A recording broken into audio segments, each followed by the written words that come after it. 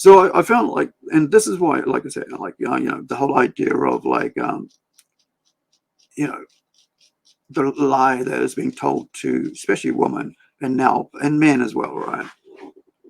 That like, having kids is a bad thing. But the point of, you know, I mean, like, you look at this, like the animal kingdom, right? Because I have a cat who turns up here every now and then, and she's always meowing and stuff. And so I started feeding her, right? And now she basically turns up all the time, And so what do? Do I just let her starve and meow? But also, if I start feeding her all the time, she'll just stay here and never go to wherever she's supposed to be at. I don't even know if she's a stray. And I'm questioning whether, hey, do I go and, get her a flea collar? And now she becomes mine because I was wanting to put a collar on her, you know? And it's like, do I now raise that cat as my own, make sure she's got food, make sure I've been feeding her milk. And last night I found that, like, I went to make pizza and, so I have, pepperoni, this, like, what is it, like a 7-inch or something, pepperoni, about, I don't know, about that wide, right? So it's like about an inch and a half, whatever, round thickness.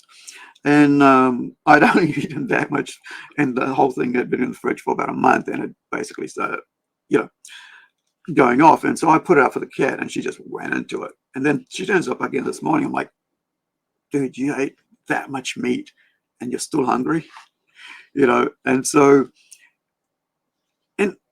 and now I have a pet cat. A random cat just turns up, and suddenly I have a tabby. Is that what it is? Like a tabby is, Hey Nugget, how you doing, man? How you doing, Ross?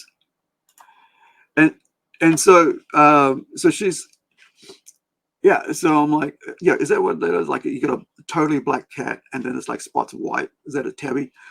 Or is that like a tabby is a female cat? I don't know about cats, right? So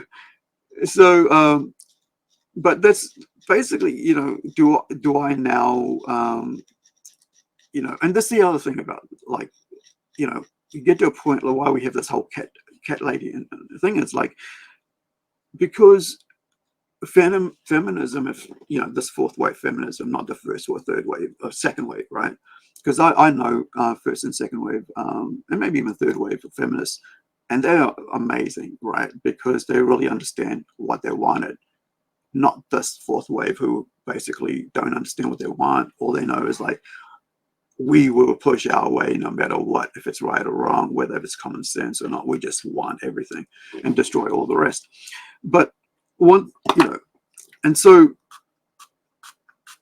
one of the things, like, about children is that, like, with all the costs and all that, there is such great joy.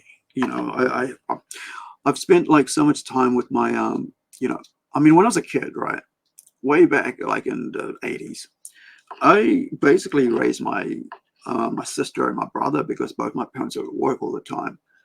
And so I was like their de facto parent, right? Like, not, is that the wrong word? I think that de facto is the wrong word. But, like, so I would put on their nappies. I would take, when they grew up, I would take them with me everywhere. And then at some point I basically started despising them because I didn't get to do what I wanted, because because my I had to look after them all the time, so I couldn't go run around with my friends, and then my sister would get in my way, and one time I remember being this, and I always hated myself for that. Like one of my biggest regrets, I actually ran over my sister's arm because I was so angry, that I had to look after her. And so I just grabbed my my chopper, as were called back in the day. I don't have a BMX. And so I ran my sister with the front wheel of her arm while she was, sitting on the, sitting down on the footpath. And I'm like about 10, maybe. Yeah, about 10, 83. And so, or might have been 80, yeah, 83. So she would have been about 2 or something. And think about that, man.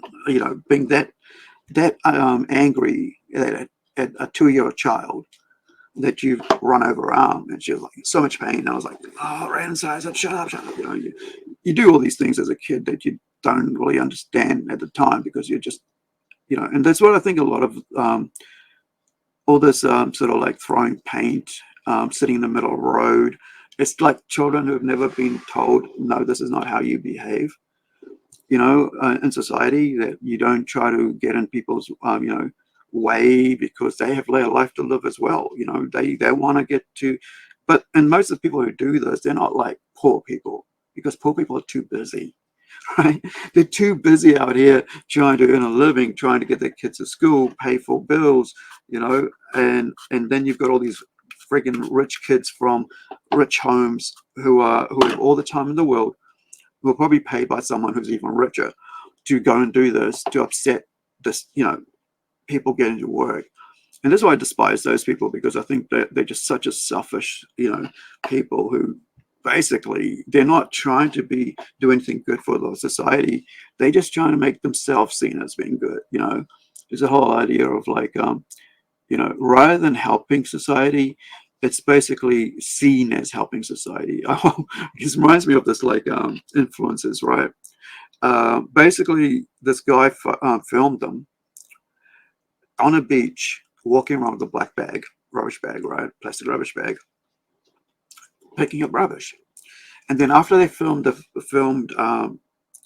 little influencer photo, whatever, film, video, clip, short clip, whatever, for TikTok, they left the bag and walked away. Right? And you sort of like see all these at like at protest things, right? People leave their rubbish and expect someone else to pick them up. And that sort of really is what the new protest movement, the activism movement's like we'll go and do all the yelling, and then somebody else will pick it up. And usually it's a poor person or the lower socioeconomic, because they're the ones who need that job to go pick up that rubbish. So for me, I've always, because I used to wash dishes, right?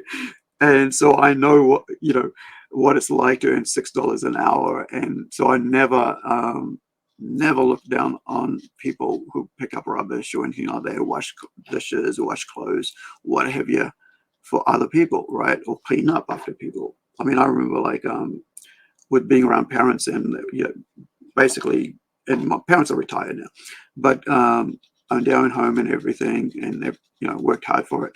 And then, you know, mom used to go and be the cook, I'll be the chef, and I would go and wash dishes until about like 7 o'clock, until like, this is Bavanas Pie here, which is like the tourist place up in Northland. So I'd go home from school, go with mum, right? Or was it, I think it might have been doing school, or it might have been just when I left school. Then go with mum to the hotel or the restaurant, whatever it was.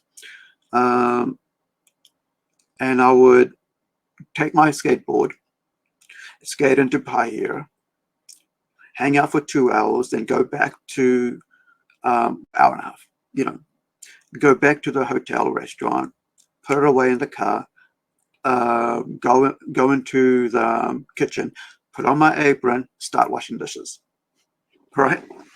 And that was it for the next 2 hours. And then get in the car with, once it's done, go in the car, go home, next day go to school or go to course. And so when you have that sort of background, you really have a different view on the world, and on how things, you know, how things work. Because, you know, I mean, like everybody in our family worked. Like my sister worked, my brother worked as teenagers.